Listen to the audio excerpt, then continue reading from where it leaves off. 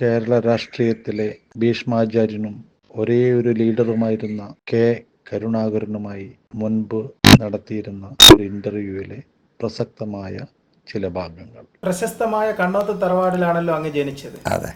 ആ തറവാടിനെ പറ്റി ഒരു ചെറിയ വിവരണം തരാമോ? തറവാട് വളരെ ആ പ്രദേശങ്ങളിലൊക്കെ നന്നായി അറിയപ്പെടുന്ന ഒരു തറവാടാണ്. ഒരു കാലത്ത് വളരെയധികം സ്വത്തൊക്കെ ഉണ്ടായിരുന്നു. ക്രമേണ അത് ഭൂമി പലരുടെയും കയ്യിലായി. അങ്ങനെ പക്ഷെ എങ്കിലും അതിൻ്റെ പ്രത്യേകത ചിറക്കൽ പ്രദേശത്ത് ചിറക്കൽ രാജാവിൻ്റെ കാലത്താണ്. ചിറക്കൽ രാജാവിൻ്റെ നാട്ടിൽ സ്വന്തമായി ജന്മഭൂമി കണ്ണോത്ത് തറവാടിന് മാത്രമേ ഉള്ളൂ. അങ്ങൊരു ചിത്രകാരനാണെന്ന് കേട്ടിട്ടുണ്ടല്ലോ, ശരിയാണോ? അതെ. ഇന്ന് ഞാൻ പറയുന്നില്ല, ഞാൻ നല്ല ചിത്രം വരച്ചിരുന്നു. എൻ്റെ ചിത്രത്തിന് നല്ല ഡിമാൻഡും ഉണ്ടായിരുന്നു. എനിക്ക് ഓൾ ഇന്ത്യ എക്സിബിഷനിൽ ഗോൾഡ് മെഡലും കിട്ടിയിട്ടുണ്ട്. ഭരണകുശലതയുടെ ബിംബങ്ങൾ സ്വന്തം പ്രവർത്തനത്തിലൂടെ പൊതു ക്യാൻവാസിൽ വരച്ചിടുമ്പോഴും കെ. കരുണാകരന്റെ ഉള്ളിലെ ചിത്രകാരൻ വിങ്ങുകയായിരുന്നു. രാഷ്ട്രീയ രംഗത്തിറങ്ങിയില്ലായിരുന്നുവെങ്കിൽ രാജാ രവിവർമ്മയുടെ നാടിന് അഭിമാനിക്കാവുന്ന ഒരു ചിത്രകാരനായിരുന്നേനെ അദ്ദേഹം.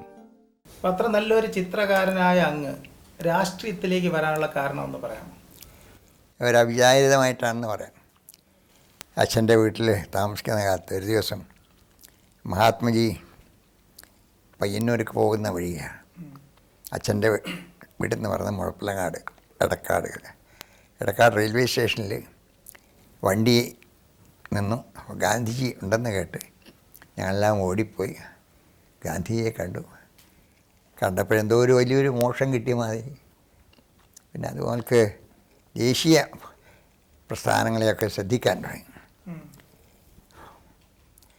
സജീവമായ രാഷ്ട്രീയത്തിൽ ഇറങ്ങി തൃശ്ശൂർ വന്നതിന് ശേഷമാണ്. അങ്ങയുടെ പിതാവ് ഒരു റവന്യൂ ഓഫീസറാണെന്ന് കേട്ടിട്ടുണ്ട്. അതെ അതെ, അച്ഛൻ റവന്യൂ ഓഫീസറായിരുന്നു. പിന്നെ എൻ്റെ ജ്യേഷ്ഠന്മാർ രണ്ടാളും, ഒരാൾ എസ്റ്റേറ്റിൽ റബ്ബർ മേക്കറായിരുന്നു. രണ്ടാമത്തെ ആൾ ആദ്യത്തെ ഇന്ത്യൻ ജനറൽ മാനേജറായിരുന്നു. ബ്രിട്ടീഷ് കമ്പനിയിലെ ആദ്യത്തെ ഇന്ത്യൻ ജനറൽ മാനേജറായിരുന്നു രണ്ടാമത്തെ. അനുജൻ ഒരു സർക്കിൾ ഇൻസ്പെക്ടറാണ്. ഇപ്പോൾ ജീവിച്ചിരിപ്പുണ്ടോ? രണ്ടാളും അടുത്ത അവസരത്തിലാണ് മരിച്ചത്. മൂത്ത രണ്ടാൾ. ഇളയാളുണ്ട്. ഇളയാൾ ഉണ്ട്. അദ്ദേഹം ഇപ്പം എന്താ ചെയ്യുന്നു? സ്വസ്ഥം ഗൃഹഭരണം. ഒന്ന് 67 തെരഞ്ഞെടുപ്പ് കഴിഞ്ഞ് കേവലം 9 പേര് മാത്രമായി നിയമസഭയിൽ പോയ അവസരത്തിൽ അന്നത്തെ ഗവൺമെൻറ്റിന് 117 മെമ്പർമാരുടെ പിന്തുണയുണ്ടായ കാലം. ആ അവസരത്തിൽ ആ ഗവൺമെൻറ്റിനെ ജനാധിപത്യ മുറയിൽ കൂടെ തന്നെ അധികാരത്തിൽ നടക്കാൻ കഴിഞ്ഞ ആ അവസരം ആ ജീവിതത്തിലൊരു വലിയ സംഭവമായി. പിന്നെ ഇന്ത്യയുടെ സ്വാതന്ത്ര്യം കൈവന്ന അവസരത്തിൽ ഏറ്റവും കൂടുതൽ സന്തോഷം അർദ്ധരാത്രിക്ക് പണ്ഡിറ്റ്ജി ചെങ്കോട്ടയിൽ പതാക ഉയർത്തിക്കൊണ്ടുള്ള ഇന്ത്യയുടെ സ്വാതന്ത്ര്യ നേട്ട പ്രഖ്യാപനം അതൊരു നല്ലൊരു സന്തോഷകരമായിട്ടുള്ളൊരു അവസ്ഥ. ഏറ്റവും ദുഃഖിച്ചത് ഒന്ന് എൻ്റെ ഭാര്യയുടെ മരണം, മറ്റൊന്ന് രാഷ്ട്രീയത്തിൽ എൻ്റെ എല്ലാ നിലയിലും എന്നെ സ്നേഹിച്ച് നയിച്ച് ഉപദേശിച്ചു ഉയർച്ചയിലേക്ക് വളരെയധികം സഹായിച്ച ഇന്ദിരാജിയുടെ മരണം. അങ്ങ് ഗുരുവായൂരപ്പൻ്റെ വളരെ അടിയുറച്ച ഒരു വിശ്വാസിയാണല്ലോ. അതെ. ഈ ഗുരുവായൂരപ്പനിൽ ഇത്രയേറെ വിശ്വാസം ഉണ്ടാക്കാൻ ഉള്ള കാരണം എന്താണ്? വളരെയധികം കാരണമുണ്ട്. ഏതായാലും ഞാനത് ഭക്തനായി മാറുന്ന അവിടെ കല്യാണത്തിന് ചെന്നപ്പോൾ പിന്നെ ഭഗവാന്റെ വിഗ്രഹം കണ്ടപ്പോൾ പെട്ടെന്നൊരു അട്രാക്ഷനായിരുന്നു, ഒരു കാന്തശക്തി എന്ന് വേണമെങ്കിൽ പറയാം. അതിനുശേഷം എപ്പോഴൊക്കെ ഭഗവാനെ ദർശനത്തിന് അവസരം കിട്ടുന്നു അപ്പോഴൊക്കെ പോവും. പിന്നെ എൻ്റെ സ്വഭാവത്തെ സംബന്ധിച്ച് അവർക്കുള്ളൊരു ധാരണ, ശക്തനാണ്, കരുത്ത് കാണിക്കും, പിന്നെ വേറെ വലിയ മോഹങ്ങളൊന്നുമില്ല. ലീഡർ എന്നുള്ള ഏത് ഇഷ്യൂ വരുമ്പോഴും അവർക്ക് ആ ഇഷ്യൂവിന് പരിഹാരം കാണാനുള്ള എന്തെങ്കിലും മാർഗം ഞാൻ നിർദ്ദേശിക്കും. അപ്പോൾ ഈ ലീഡർഷിപ്പ് എന്ന് പറയുന്നത് ഒരു സാഹചര്യത്തിൽ, ഏത് സാഹചര്യത്തിലും നയിക്കാൻ കഴിയുന്ന. പിന്നെ മറ്റൊന്ന്, ഞാൻ വളരെ കാലം ഒരുപക്ഷെ ലെജിസ്ലേച്ചർ പാർട്ടിയുടെ നേതാവായിട്ട് കേരളത്തിലുള്ള ഇന്ത്യയിൽ മറ്റെവിടെ ഉണ്ടോ എന്ന് അറിഞ്ഞുകൂടാ 29 കൊല്ലം തുടർച്ചയായിട്ടിരുന്നയാളാണ്.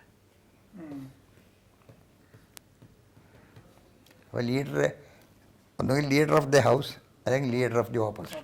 സർദാർ വല്ലഭായ് പട്ടേൽ കഴിഞ്ഞാൽ ഇന്ത്യ കണ്ട ഏറ്റവും വലിയ ഉരുക്ക് മനുഷ്യനാണ് എന്ന് ഞാൻ പറയട്ടെ. കൂസാത്ത, ആരുടെ മുമ്പിലും കൂസാത്ത, തലകുനിക്കാത്ത, മുട്ടുമടക്കാത്ത, ഒരു കാര്യം തീരുമാനിച്ചാൽ നടത്തുന്ന ശ്രീ കെ കരുണാകരൻ. ആശ്രിതരെ വാനോളം ഉയർത്തുന്ന, എതിരാളികളെ എന്ത് ചെയ്യും എന്ന് ഞാൻ പറയുന്നില്ല, തലപറ്റിക്കുന്ന ശ്രീ കെ കരുണാകരൻ. ഇപ്രകാരമുള്ള ഒരു വ്യക്തിത്വം കേരള രാഷ്ട്രീയത്തിൽ ആർക്കെങ്കിലും ശ്രദ്ധിച്ചിട്ടുണ്ടോ എന്ന് സംശയമാണ്. ചില സന്ദർഭത്തിൽ വിവരങ്ങൾ ശരിയായി മനസ്സിലാക്കാൻ കഴിയാതെ വന്നത് കൊണ്ടുണ്ടായിട്ടുള്ള താൽക്കാലിക വിരോധം കൊണ്ട്, അല്ല വികാരം കൊണ്ട് അവർ മുൻപുണ്ടായിരുന്ന പോലെ അടുത്തു വന്നിരുന്നില്ല. അത് വളരെ ചുരുങ്ങിയ സമയത്തിന് മാത്രമേ. അതിലൊന്ന് നമ്മുടെ രാജൻ കേസ്, ചാര കേസ്, ഈ രണ്ടവസരത്തിൽ മാത്രമാണ് ഉണ്ടായിട്ടുള്ളത്.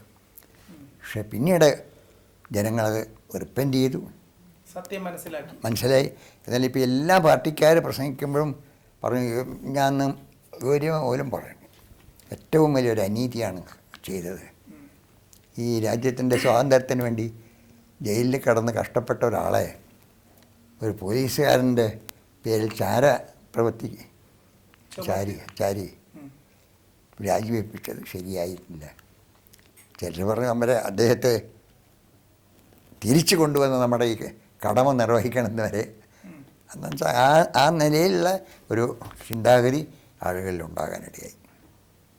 അല്ലാതെ മറ്റൊരിക്കലും ഞാൻ ഒറ്റപ്പെട്ടിട്ടില്ലെന്ന് മാത്രമല്ല, ജനങ്ങളുടെ പ്രശ്നങ്ങൾക്ക് ജനങ്ങളുടെ കൂടെ നിൽക്കുന്ന സ്വഭാവം എനിക്കുണ്ടായില്ല.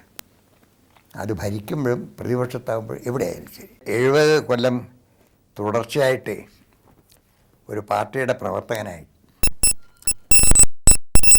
കളം പൊട്ടാതെ ഈ വിശ്വാസ പ്രസ്ഥാനത്തിൽ പൂർണ്ണമായി വിശ്വസിച്ചുകൊണ്ട്, ഉറച്ചു നിന്നുകൊണ്ട് എല്ലാ സാഹചര്യങ്ങളെയും നേരിട്ട് മുന്നോട്ട് പോകാനുള്ള മനക്കരുത്ത് ഉണ്ടായിരുന്നത്. പിന്നെ ഏത് പ്രശ്നങ്ങൾ വരുമ്പോഴും പഠിക്കാൻ ശ്രദ്ധിക്കാറുണ്ട്. അതൊരു വലിയ ഗുണമായിട്ടാണ് പിന്നീട് എനിക്ക് അനുഭവപ്പെട്ടത്.